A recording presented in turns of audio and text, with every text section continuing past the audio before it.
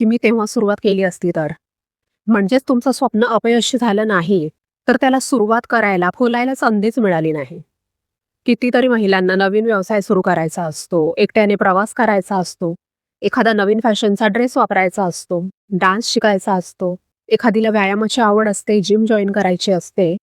पण त्या स्वतःला का थांबवतात माहितीये? फक्त लोकांच्या मतांच्या भीतीमुळे. पण खरी गोष्ट ही आहे, की लोक काहीही केलं तरी बोलणारच आहेत. तुम्ही प्रयत्न केला तरी बोलतील आणि नाही केला तरी सुद्धा बोलणारच आहेत.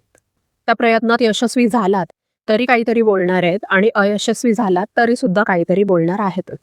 म्हणून स्वतःला हा प्रश्न विचारा, की माझ्या भीतीमुळे मी स्वतःच्या आयुष्याला, इच्छांना किती मर्यादा घालत आहे?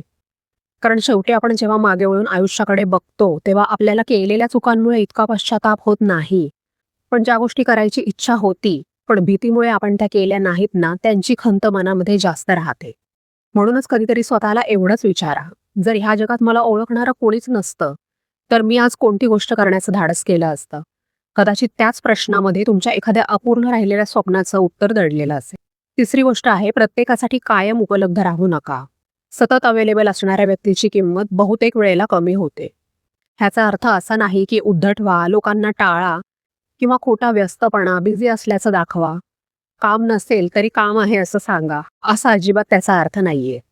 आजकाल काही लोक असा सल्ला देतात की फोन उशिरा उचला, मेसेजला मुद्दाम उत्तर देऊ नका, लोकांना वाटू द्या की तुम्ही खूप बिझी आहात.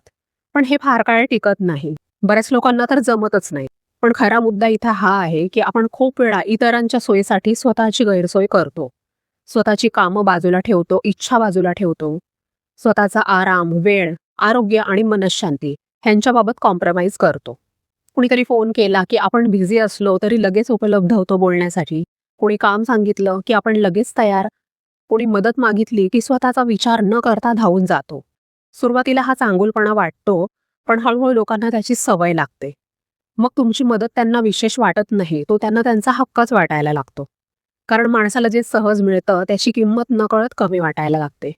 म्हणूनच प्रत्येक वेळी हो म्हणणं हे चांगुलपणाचे लक्षण असेलच असं नाही. कधी-कधी ती स्वतःकडे दुर्लक्ष करण्याची सवय असते. तुम्ही इतरांना मदत करण्यासाठी आहात, पण त्या नादात स्वतःला विसरण्याची सवय खूप बायकांची असते.